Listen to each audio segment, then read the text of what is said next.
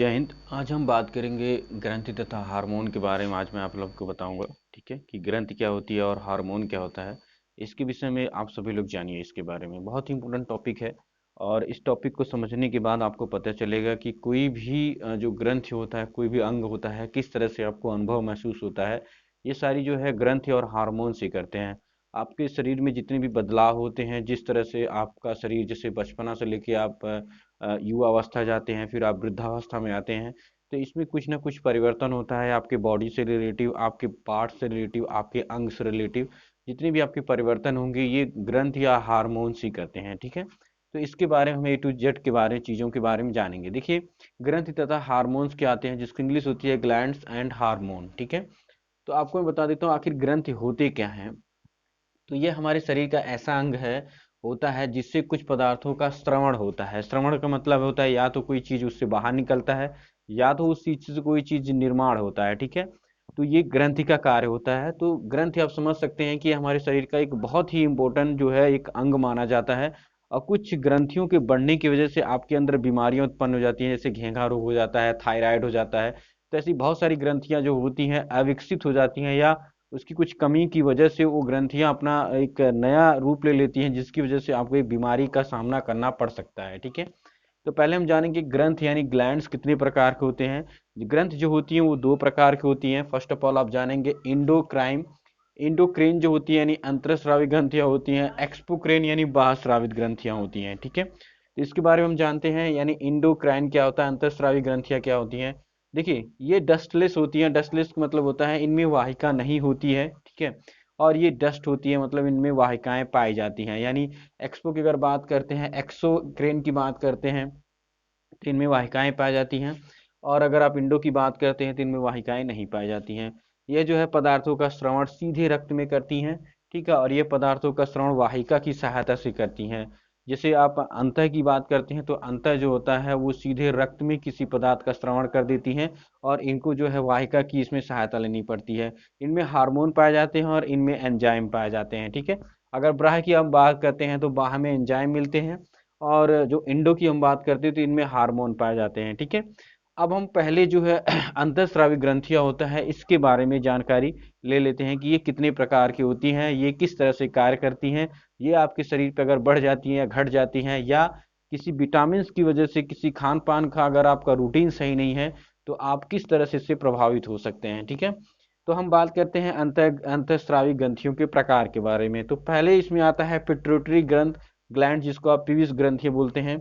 दूसरा आता है थायराइड ग्लैंड्स, यानी थायराइड ग्रंथि बोलते हैं जिसको। तीसरा आता है पैराथायराइड ग्लैंड, यानी पैराथायराइड ग्रंथि जिसको आप बोलते हैं। चौथा आता है पेनियल ग्रंथ, यानी पेनियल ग्लैंड आता है। पांचवा आता है एंडर्नल ग्लैंड आता है, जिसको अधिविक्क ग्रंथि बोलते हैं। और छठवां आता है थाइमस थाइमस ग्लैंड होता है, ठीक है। तो ये 6 प्रकार की ग्रंथियां पाई जाती हैं। अगर आपसे कोई पूछता है तो आप इसको सीधा जवाब दे सकते हैं कि अंतरस्रावी जो ग्रंथियां होती हैं वो 6 प्रकार की होती हैं। 6 प्रकार मैंने यहाँ पे आपको बता दिया है, आप इसका स्क्रीनशॉट भी ले सकते हैं। देखिए, pituitary gland, thyroid gland, parathyroid gland, pineal gland, adrenal gland जिसको आप अधिविक्क ग्रंथि बोलते हैं, और थाइमस ग्लैंड बोलते हैं, ठीक है। तो अब हम बात करते हैं जिसका पहला जो ग्रंथ है, यानी पीयूष ग्रंथियों के बारे में आपको मैं बताता हूँ। ये ग्रंथि जो होता है आपके शरीर का सबसे इंपॉर्टेंट ग्रंथ माना जाता है, ठीक है। और ये सभी ग्रंथियों से बहुत सी छोटी मानी जाती है, ठीक है। तो पिट्यूटरी ग्लैंड के बारे में अगर हम बात करें तो इसमें आपको मिलता है जिसको हम पीयूष ग्रंथ बोलते हैं। ये हमारे शरीर के सबसे छोटी ग्रंथि पाई जाती है। अगर आपसे कोई क्वेश्चन पूछता है, और कई बार कंपटीटिव एग्जाम में भी पूछा जाता है कि सबसे मानव शरीर की सबसे छोटी ग्रंथि कौन होती है, तो वो पिट्यूटरी ग्रंथि यानी पीयूष ग्रंथि होती है। इसके आकार की बात करेंगे तो 1.3 सेंटीमीटर इसका आकार होता है। वजन की बात करते हैं तो 0.5 ग्राम इसका वजन होता है। यानी अगर आप वजन की बात करते हैं तो आधा ग्राम इसका वजन होता है, और 1.3 सेंटीमीटर इसका आकार होता है। अब ये किस जगह पाया जाता है, कहाँ से इसका जो है अटैचमेंट होता है, लोकेशन के बारे में इसकी हम बात कर लेते हैं। तो यह मस्तिष्क में हाइपोथैलेमस से जुड़ी होती है, जिसको आप मास्टर ग्रंथि बोलते हैं। हाइपोथैलेमस जो आपके जो ब्रेन होता है, आपको पता होता है कि थैलेमस होता है, एक हाइपोथैलेमस होता है। तो जो हाइपोथैलेमस होता है, जो आपके हर चीज को, रूटीन को जो है बताता है कि कब आपको भूख लगेगी, प्यास लगेगी, ये सारी चीजें जो आपका हाइपोथैलेमस, आपका जो ब्रेन है वो बताता है।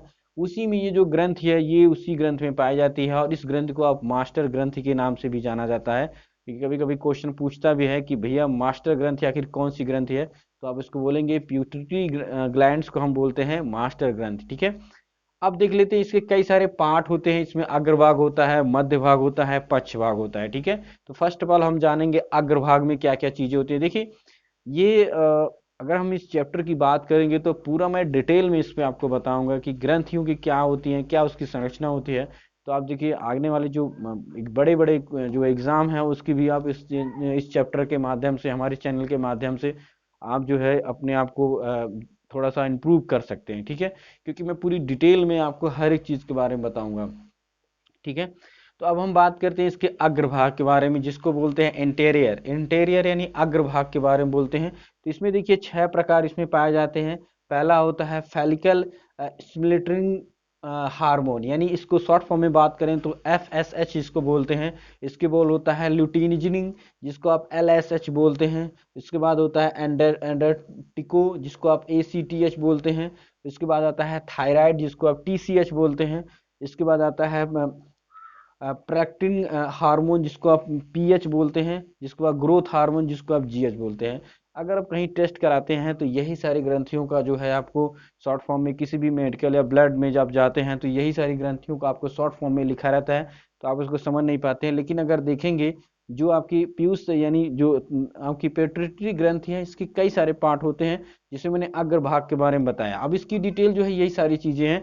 ये थोड़ा सा और डीपली जाएंगे तो इनके बारे में आपको पता चलेगा। वैसे देखिए ये मैं बता देता हूँ, ये ग्रंथ के जो आपकी प्यूटरी ग्रंथ है उसी के अंदर के सारे चीजें हैं। जो आप कभी आप ब्लड टेस्ट वगैरह कराते हैं तो ये सारी चीजें आपको लिख के आती हैं कि ये चीजें बड़ी हैं। आपका TSH कितना बड़ा है, PH कितना बड़ा है, GH कितना बड़ा हुआ है, LSH कितना बड़ा हुआ है, FSH कितना बड़ा हुआ है। तो ये सारी चीजें आपको उसी के माध्यम में आपको मिलती हैं, ठीक है। तो आपने देखा अभी कि जो पीयूष ग्रंथियां होती हैं वो कितने प्रकार की होती हैं। अभी आगे हम आपको बताएंगे इसके मध्य भाग में क्या होता है, इसके पक्ष भाग में क्या होता है, और भी कई सारी चीजें ग्रंथियों के बारे में पूरी डिटेल के बारे में आपको बताऊंगा, ठीक है। तो हमारी ग्रंथ में हमारी पहली वीडियो थी, ठीक है। इस वीडियो के माध्यम से मैंने आपको बताया कि ग्रंथियों की क्या होती है, आपके मानव शरीर में ग्रंथियां कितनी इंपॉर्टेंट है, और ग्रंथि का क्या कार्य होता है आपके शरीर में, ठीक है। तो आपको अगर ये वीडियो अच्छी लगती है तो वीडियो को जरूर लाइक कीजिएगा, साथ में आप चैनल को सब्सक्राइब कर लीजिएगा, ठीक है। आज के लिए बस इतना ही, अभी के लिए जय हिंद।